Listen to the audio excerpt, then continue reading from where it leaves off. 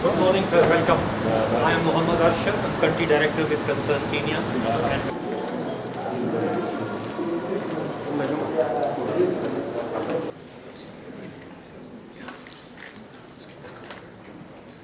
One important aspect is that consumption patterns, natural resource management practices, farming and livestock practices are often based on local cultural traditions.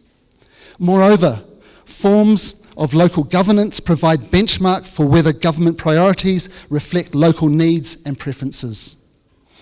In addition, a recent trend towards decentralising government functions has given local governments, and in our context, county governments, greater autonomy and authority to steer key elements of the Kenya food systems. Therefore, local action and has the potential to help citizens realise the right to food, but they are often unaware of this right, even where there has been enshrined in national law. It is thus important to highlight local government's responsibilities in ensuring a conducive environment for self-help capacities to be developed within the populations we aim to serve. As Kenyans, we must respect, protect and fulfil the right of food, which is enshrined in Article 43, 1C of the Constitution. We must ensure citizens' participation, action and oversight.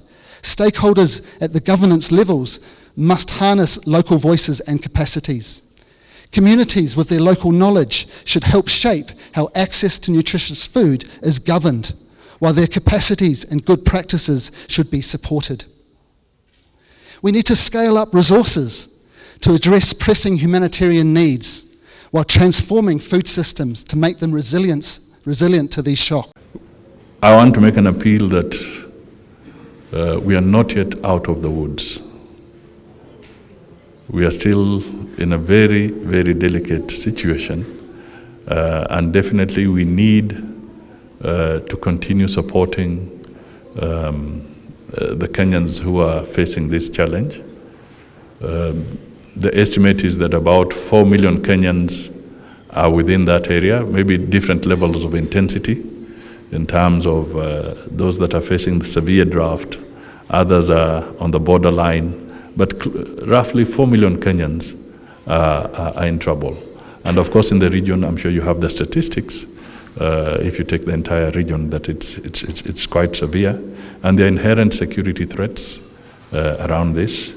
We have come across, personally, I came across a member of parliament who was almost shedding tears in my office because they had lost a lot of livestock in a part of the country. So the need for intervention remains alive.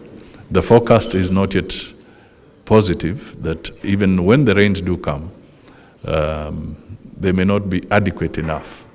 So I just want to flag that so that our friends and partners can keep the eye on the ball in this regard, so that we don't lose lives during this challenging period. The government's response has been one, stepping up food supply in arid and other drought-ridden regions under the National Steering Committee on Drought Response to cushion communities affected by drought, making fertilizer available to improve productivity in the short rain season. Another 6 million bags of various types of fertilizer will also be available for the expected long rains. And this is absolutely critical that we achieve those targets. These are, of course, deliberate emergency and short-term relief strategies designed to rein in hunger by revamping food chain systems, increase sedentary productivity, reduce cost of food, and ultimately tackle poverty, hunger, and malnourishment health issues. These initiatives provide short-term relief for the immediate problem of hunger. However, a more wholesome approach to reducing hunger is in the government's economic recovery agenda, geared towards the economic turnaround and inclusive growth. The agenda aims to increase investments in 5 sectors with the largest impact on the economy and household welfare. We don't have the exact figures, but maybe close to 100,000 of our neighbors from Somalia who are facing perhaps even a more severe situation have actually come back to Dadaab.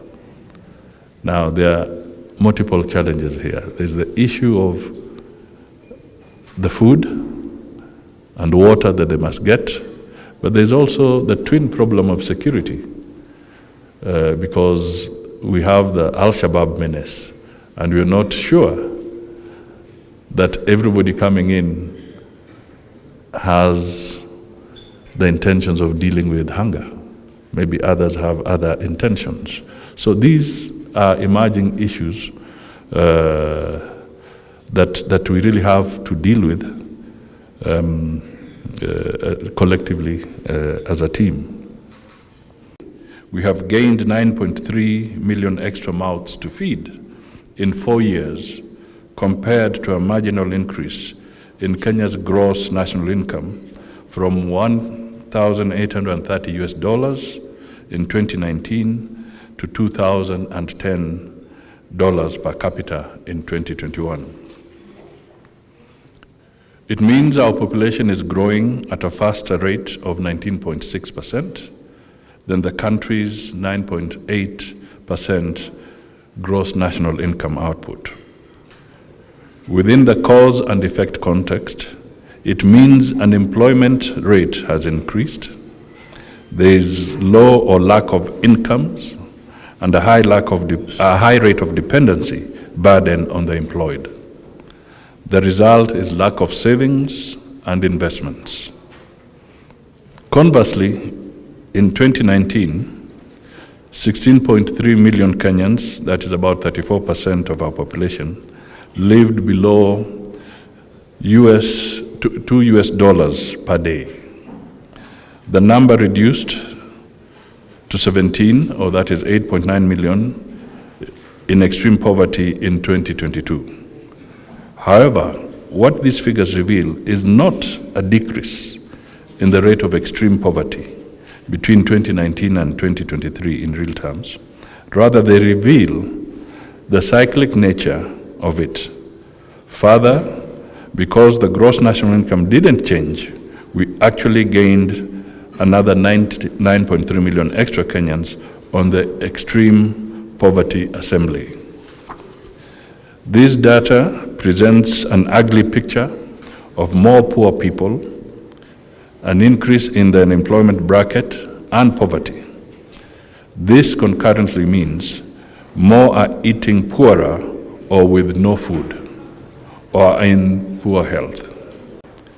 Because the triad problems of poverty, hunger, and malnourishment are preponderant amongst the producers, the agricultural sector lends itself to 2 outcomes. First, poor producers cannot feed themselves. They cannot feed the country, but instead export their poverty to other segments of the population, thus poverty and hunger reproduction. And 2, it is only logical that investments must be directed at beefing up productivity of the agricultural sector. I must also add that resulting from the climate change, Africa is faced with the worst drought in 40 years. Kenya's landmass is 84% ASAL, and even the remaining 16% hasn't been spared by drought. The seasonal rains have been scarce, sporadic, or never rained at all for about 3 years now. Dry spells have increased in intensity and geographically to cover the whole country. The drought is worse in 24 out of the 47 counties. This means the livestock economies in ASAL areas have been decimated, while sedentary regions have missed consecutive planting seasons. The already existing food supply chain deficits have been worsened by increases in food prices. This has brought those on the margins of extreme poverty into the food deficit category due to the severe poverty. Currently, rising temperatures will turn yet more of the country into desert if natural resource management strategies are not embraced. Considering food loss and waste across the food system, coupled with suboptimal production, we may only feed half of the projected population by 2030. Wish you all positive deliberations and to encourage you to share your information and your findings with government. At the end of the day, to make informed decisions, we must have timely and reliable data. Otherwise, we'll be groping in the dark. So if we can share the data we have, not just because we are launching the hunger index, but the other parameters and the necessary analytics that go with it, for us to make informed decisions collectively, we must have a free flow of reliable, accurate, or clean data that we can use to make good decisions and to make the proper intervention.